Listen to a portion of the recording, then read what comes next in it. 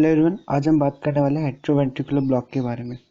तो atrioventricular block का मतलब तो ये समझ लीजिए कि कंडक्शन पाथवे जो है एट्रियम से वेंट्रिकल की तरफ उसमें ब्लॉकेज होने वाला है। अब कितना होगा, उसके क्या इफ़ेक्ट्स होंगे, कितना उसका स्टेजिंग होगा, ईसीजी के साथ उसका क्या रिलेशन है, तो वो सब इस वीडियो में हम लोग देखने वाले हैं। ठीक है, तो सबसे पहले बात करते हैं कि इस ब्लॉक का जो रीज़न क्या है, कॉज क्या है। तो उसके बहुत सारे रीज़न है, कुछ मैंने यहाँ पे लिखे हैं। First is ischemia of AV node और बंडल। अब एट्रिया और वेंट्रिकल के बीच में जो ओनली कनेक्शन है वो है एवी नोड और बंडल का, मतलब उसके अलावा कहीं से भी एट्रिया से वेंट्रिकल में इम्पल्स नहीं आ सकते।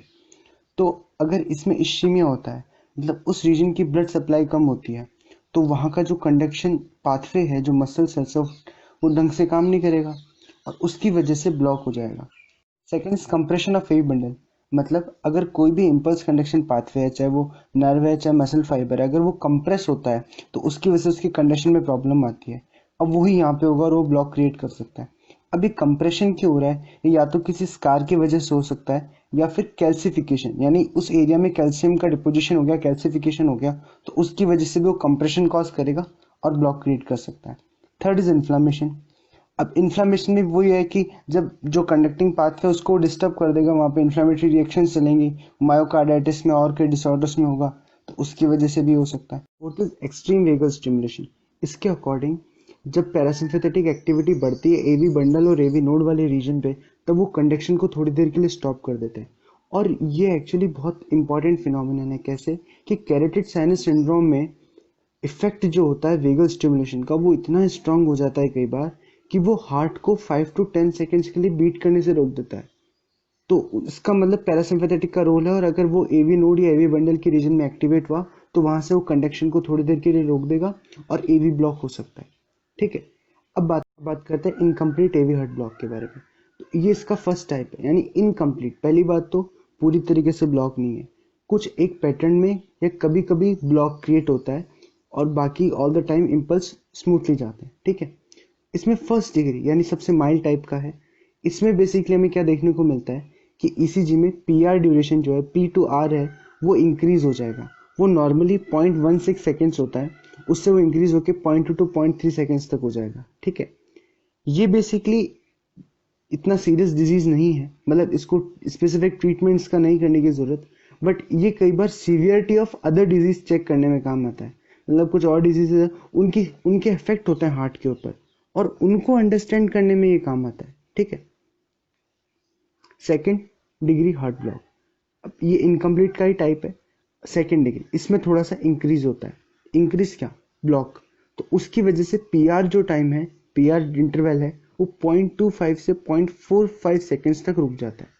ठीक है, इसमें एक चीज ये है कि पी प्रेजेंट, मतलब अगर हम ईसीजी वेव देखते हैं एक पूरे कार्डिक साइकिल की, तो उसमें पी वेव तो प्रेजेंट होगा नेसेसरीली, बट क्यूआरएस एब्सेंट हो सकता है कि क्यूआरएस कॉम्प्लेक्स जो है वो एब्सेंट हो।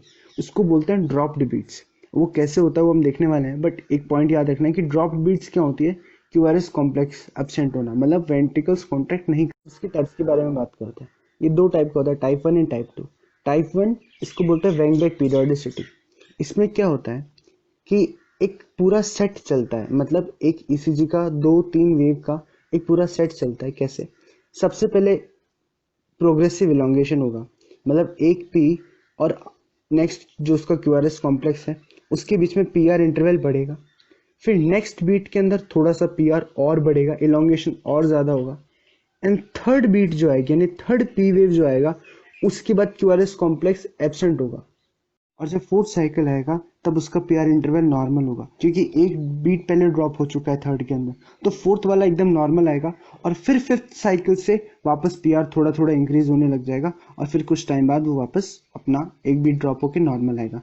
तो ये पूरा एक साइकिल चलता रहता है, पीरियोडिसिटी। ठीक है, इलोंगेशन, फिर ड्रॉप्ड बीट, फिर ड्रॉप्ड बीट के बाद जो नेक्स्ट साइकिल है उसका एकदम नॉर्मल पीआर, और फिर आफ्टर दैट वापस वो थोड़ा थोड़ा इलोंगेशन। ठीक है, तो ये टाइप 1 की बात हो गई। अब बात करते हैं टाइप 2 के बारे में। तो इसमें fix number of non conducted P waves and QRST complexes आएंगे। मतलब हर बार कुछ सेट ऑफ बीट्स ड्रॉप होंगी और फिर एक क्यूआरएसटी कॉम्प्लेक्स आएगा। जैसे एक पी वेव आया, फिर उसका बीट ड्रॉप हो गया, फिर एक पी वेव आया और इस बार क्यूआरएसटी कॉम्प्लेक्स आ जाएगा। ठीक है, फिर नेक्स्ट साइकिल में भी एक पी वेव आया, फिर एक पी वेव आया और क्यूआरएसटी कॉम्प्लेक्स, यानी 2:1 का रेशियो, या फिर 3:2 का रेशियो, या फिर 3:1 का रेशियो, मतलब इन रेशियो में पी वेव और क्यूआरएसटी कॉम्प्लेक्सेस आएंगे। ठीक है। और भी इनमें कुछ डिफरेंसेस है कि टाइप 1 जो है वो ऑलमोस्ट ऑलवेज एवी नोड की एबनॉर्मलिटी की वजह से होता है। ठीक है। और ये थोड़ा सा बेनाइन टाइप का होता है, मतलब इसमें कोई ट्रीटमेंट स्पेसिफिक होता नहीं है।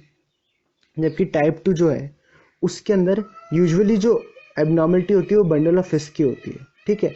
और यहाँ पे क्योंकि इसमें बेसिकली रेशियो ही चेंज हो गया वेंट्रिकल और एट्रियल कॉन्ट्रैक्शन के बीच में, तो हमें पेसमेकर की नीड है।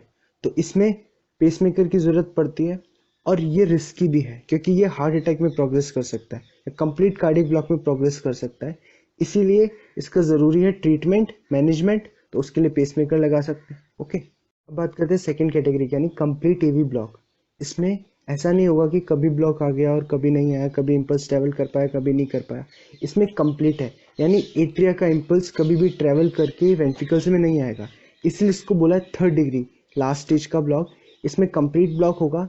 Second, ventricles generate their own signals, मतलब वेंट्रिकल्स का पेसमेकर है और वो नया होगा, मतलब वो ऐसे नोड के रेगुलेशन में नहीं होंगे क्योंकि कोई इम्पल्स आ ही नहीं रहा है एट्रिया से वेंट्रिकल में। तो उसके लिए इसमें जो नया पेसमेकर होता है वो यूजुअली एवी बंडल या एवी नोड में से होता है, जहाँ पे ब्लॉक हुआ है जिस पॉइंट पे उससे डिस्टल। ये एक इम्पॉर्टेंट चीज़ है कि जहाँ तक ब्लॉक हो गया उसके बाद का कहीं का एवी नोड या एवी बंडल का जो पोर्शन है वो एक्टिवेट होगा एज ए पेसमेकर। उससे पहले का तो कोई सेंस नहीं क्योंकि फिर वो इम्पल्स ट्रैवल नहीं कर पाएगा। ठीक है। तो distal to the block AV node AV bundle activate होगा।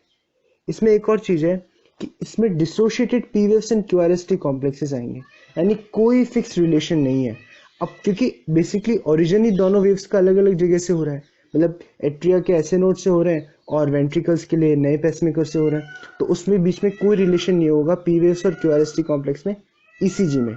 ओके। और इसमें रेट ऑफ रिदम जो है वो डिफरेंट डिफरेंट होगी क्योंकि उनके पेसमेकर्स अलग हो गए। तो एट्रिया के अराउंड 100 बीट्स पर मिनट होती है और वेंट्रिकल्स की 40 बीट्स पर मिनट होती है। ओके। तो इनका जो बीटिंग रेट है वो भी अलग अलग हो जाएगा। That's all for today's video. अगर आपको अच्छा लगा हो तो लाइक कीजिएगा और हमारे चैनल को सब्सक्राइब कीजिए और ऐसे वीडियोस के लिए। Thank you.